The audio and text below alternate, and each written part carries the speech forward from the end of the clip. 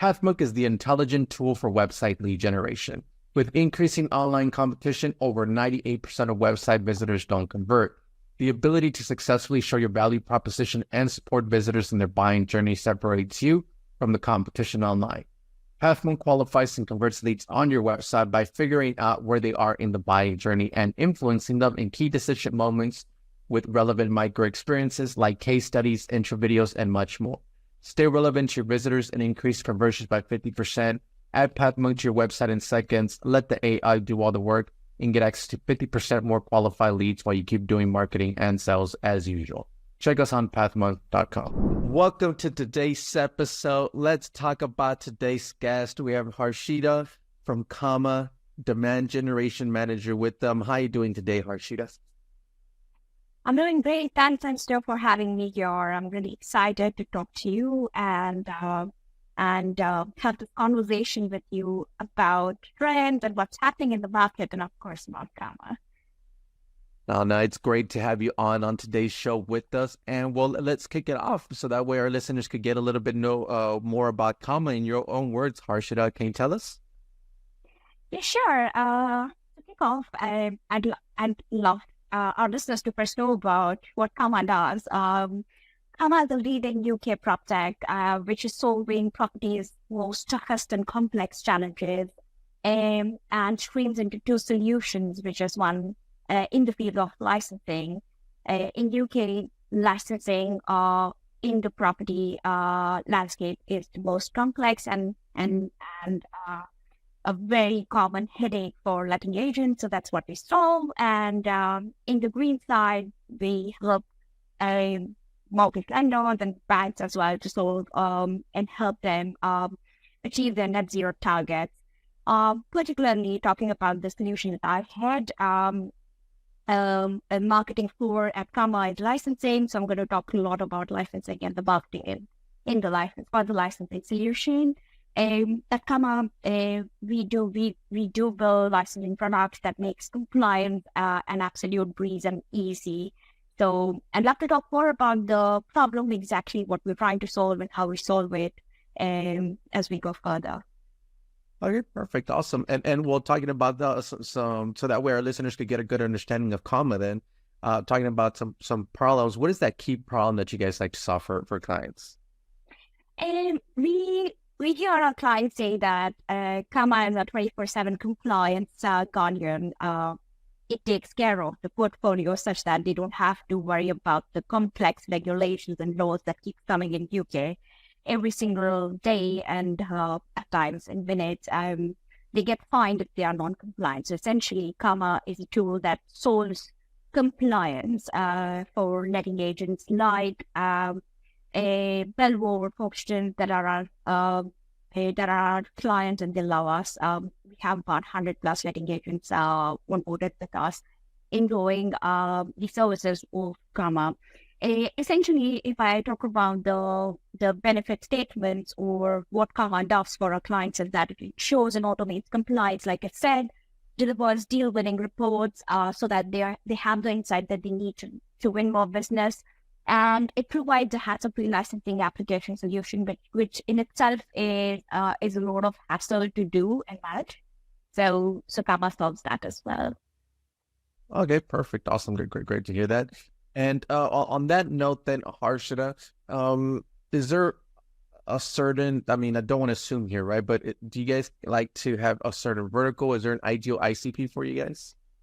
Yeah, like I said, Kamma is building two solutions. So talking about licensing, we have a very clear ICP, which are letting agents. We talk to letting agents every single day, and they are our key ICPs.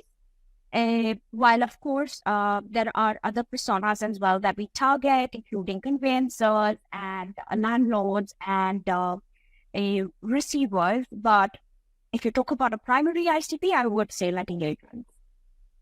Okay, perfect. And so that way, how would somebody usually find out then about Kamma? Is there a top client acquisition channel for you guys? Yeah, that's an interesting bit, and also kind of a challenge when I joined Kamma about 9 months ago. while licensing is a very mature product for Kamma, and the key challenge that we had was that which channels to target and get people through, because the problem that we're solving does exist, but there aren't many tech players solving the solution. So where do we find people to find us? So essentially, the key channel that we use to acquire more clients is, of course, the organic channel, which is website. And of course, people look for products like Kamma on Google, on Bing. So we are always there on the top. The other channel that we use to acquire, and I'm trying to activate, is advertisements on LinkedIn, because we target big letting agents as well as SMEs, and LinkedIn is the best place where we find them more active, doing their business or promoting their own business. So that's the best place and channel.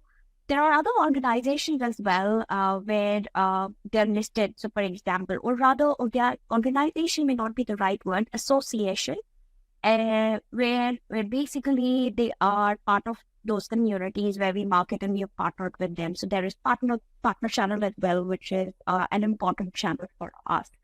So to quickly summarize, it's organic, it's advertisement, website content, and then of course the partner channel that really helps us. Absolutely. All right. Awesome. And so that way our listeners who are tuned in can go ahead and visit you. You can always check them out at kammadata.com. What role does a website play for client acquisition, Harshita?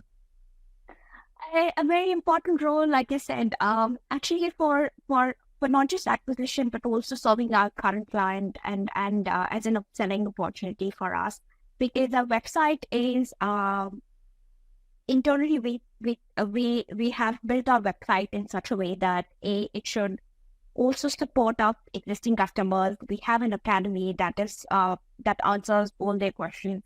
So our customer success team can don't have to call back every single client. In terms of acquisition, there are solutions and products listed there. So acquiring clients becomes much easier. And we do see this channel working for us wonders. And it's one of the top performing channels for us. So website is definitely always a priority for us when it comes to marketing on it. Definitely. And then on that note, then Harshita, is there any tools or tips or methods that you would recommend to our listeners as far as some website lead generation? Yeah, I mean, we can go on and on, but I would prioritize one or two actually. And I really like how forms can actually do wonders for any SaaS website. And when I say form, it could be a chat widget because that's an interactive form. And the chatbot you have on the website. The only advice that I would give, and over the years I've realized, is that the chatbot form should be as interactive as it can be, and one should experiment and do A/B testing on different pages and see if the messaging, if what sort of messaging is working. And the exit intent forms are another very crucial conversion tactics that I've used over the years, and you can see the results. It really helps. So X number of people coming on the website doing nothing and bouncing off can give you some sort of lucrative results if you try these things.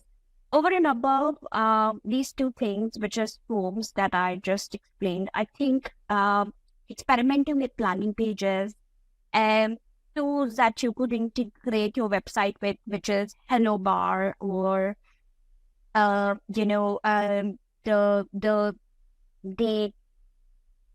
new CTAs that you can experiment with, not just keeping book a demo, but playing with it, could give better conversion, and that's what we do at Kamma. And of course, it works.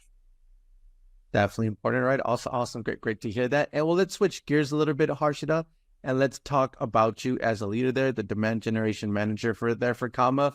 what are some key tasks you'd like to focus on your day-to-day work?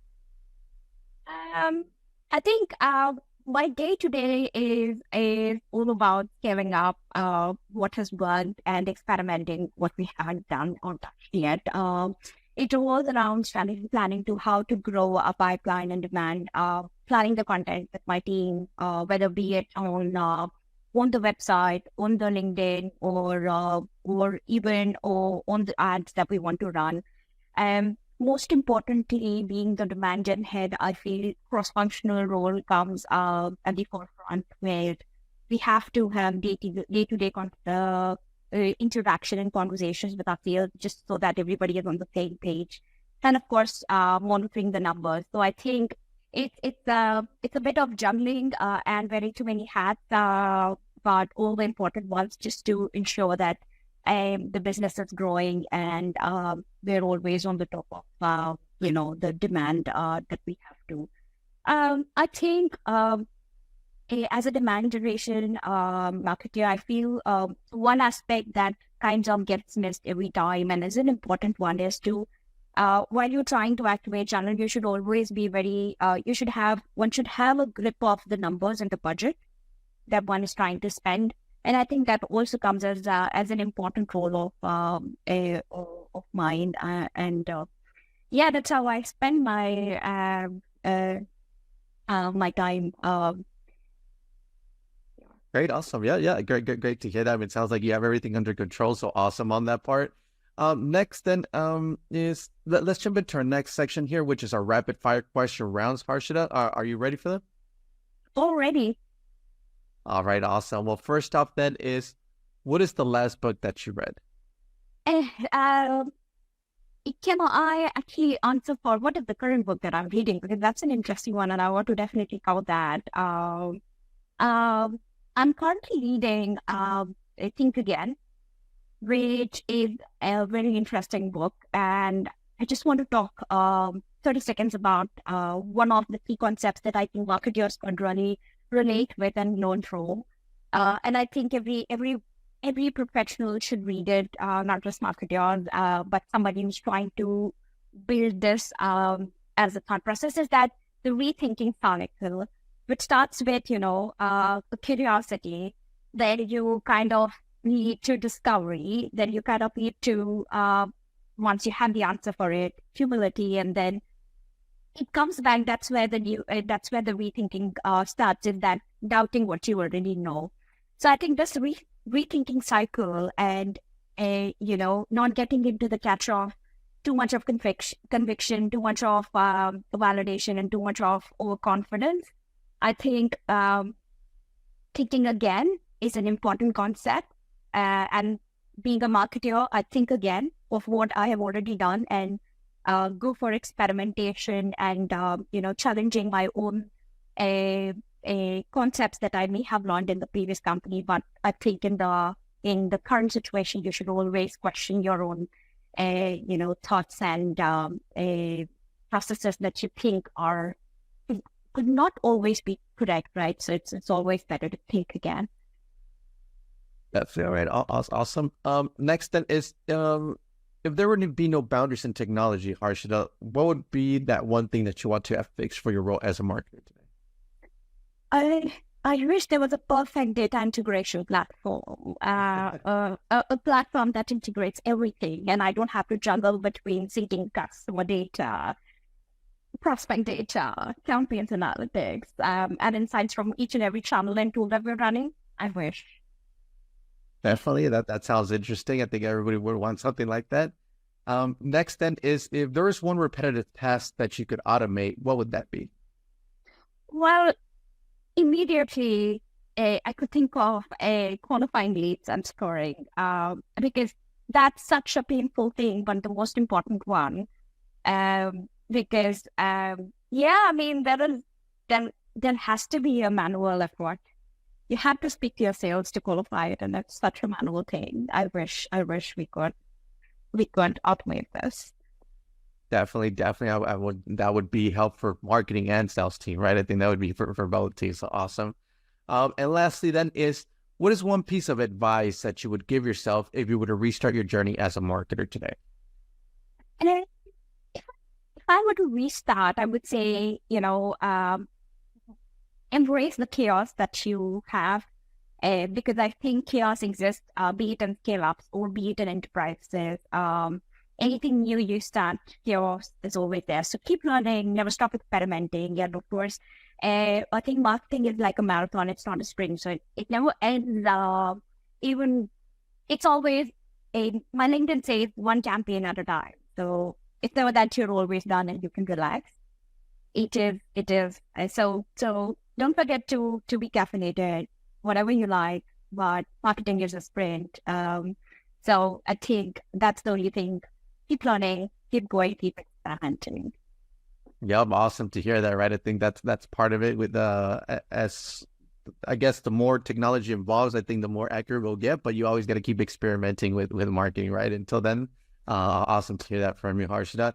And well, we are coming to the end of the show today, Harshita, but before we do end, I do want to give you the last word. If someone forgets everything about the interview today, what is that one thing they should remember about Kamma?